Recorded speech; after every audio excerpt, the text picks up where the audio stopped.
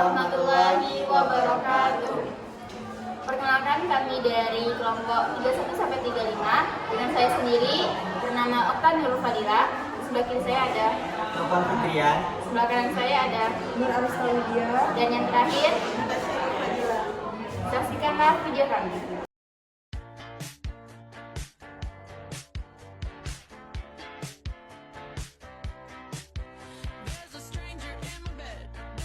Anatomi tubuh manusia ada 12 sistem organ beserta fungsinya. Anatomi tubuh manusia adalah ilmu yang mempelajari struktur tubuh manusia. Tubuh manusia tersusun atas sel, jaringan, organ, dan sistem organ. Ada 12 sistem organ yang bekerja sama menjalankan fungsi tubuh sehari-hari.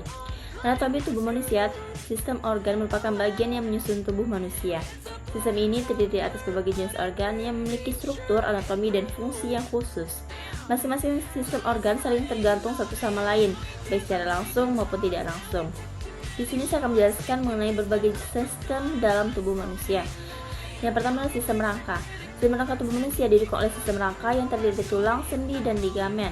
Fungsi sistem rangka ini sangat penting untuk mendukung tubuh, melindungi organ dalam, memungkinkan gerakan, menyimpan mineral seperti kalsium, dan memproduksi sel darah di sumsum tulang. Tubuh manusia memiliki 206 tulang yang dikategorikan menjadi dua bagian utama. Kerangka aksial yang terdiri dari tulang tengkorak, tulang belakang, dan tulang dada. Sedangkan kerangka apendikular termasuk tulang anggota tubuh atas dan bawah. Selanjutnya, yang kedua adalah sistem otot. Sistem otot manusia. Anatomi tubuh manusia selanjutnya yaitu sistem otot yang terdiri dari otot rangka, otot polos, dan otot jantung. Otot rangka melekat pada tulang dan bertanggung jawab untuk gerakan sukarela. Sementara itu, otot polos ditemukan dalam dinding organ dalam dan bertanggung jawab untuk gerakan tidak sukarela, seperti peristalsis di saluran pencernaan. Bagian otot jantung ditemukan hanya di jantung dan juga bertanggung jawab untuk gerakan tidak sukarela. Fungsi sistem otot manusia yaitu untuk menghasilkan gerakan, mempertahankan postur, dan menghasilkan panas. Yang ketiga adalah sistem peredaran darah. Sistem peredaran darah terdiri dari jantung, pembuluh darah, dan sekitar 5 liter darah yang dibawa oleh pembuluh darah. Sistem peredaran darah didukung oleh jantung yang berukuran kepalan tangan tertutup. Bahkan pada saat istirahat, rata-rata jantung dengan mudah memompa lebih dari 5 liter darah ke seluruh tubuh setiap menitnya. Sistem peredaran darah memiliki 3 fungsi utama, yaitu mengedarkan darah ke seluruh tubuh, melindungi tubuh melalui sel darah putih, dan mempertahankan suhu tubuh. Sistem pencernaan. Sistem pencernaan adalah sekelompok organ yang bekerja untuk menguraikan menjadi zat gizi yang dapat diserap oleh tubuh, serta mengeluarkan limbah padat. Saluran pencernaan yang terdiri dari mulut, esofagus, lambung usus halus, usus besar, rektum, anus, hati, dan pankreas. Selain saluran pencernaan, ada beberapa organ aksesori yang penting dalam anatomi tubuh manusia yang membantu mencernakan makanan. Organ aksesori dari sistem pencernaan meliputi gigi, lidah, kelenjar ludah, hati, kantong empedu, dan pankreas. Sistem endokrin. Sistem endokrin terdiri dari beberapa kelenjar yang mengeluarkan hormon ke dalam darah. Kelenjar yang dikendalikan secara langsung oleh rangsangan dari sistem saraf dan juga oleh reseptor kimiawi dalam darah dan hormon yang diproduksi oleh kelenjar.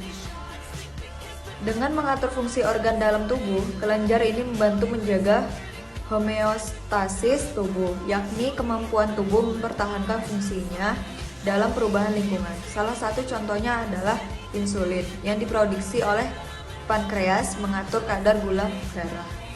Sistem saraf. Sistem saraf dalam anatomi tubuh manusia terdiri dari otak, sumsum tulang belakang, organ sensorik, dan semua saraf yang menghubungkan organ-organ ini dengan bagian tubuh lainnya. Organ-organ ini bertanggung jawab atas kendali tubuh dan komunikasi di antara bagian-bagiannya. Otak dan sumsum tulang belakang membentuk pusat kontrol yang dikendalikan sebagai sistem saraf. Saraf sensorik dan organ indera dari sistem saraf perifer memantau kondisi di dalam dan di luar tubuh dan mengirimkan informasi sistem saraf pusat.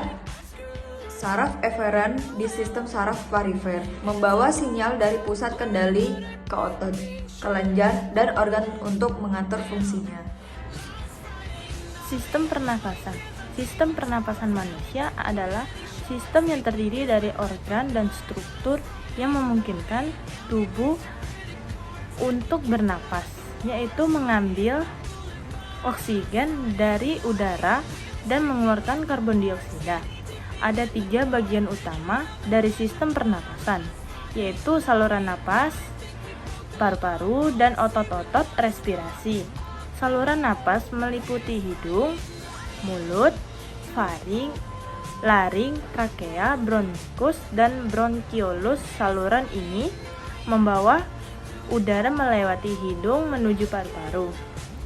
Paru-paru berfungsi sebagai organ utama sistem pernapasan dengan pertukaran oksigen di dalam tubuh dan karbon dioksida keluar dari tubuh. Otot respirasi, termasuk diafragma dan otot interkostal, bekerja sama untuk memompa dan mendorong udara masuk dan keluar dari paru-paru saat bernapas.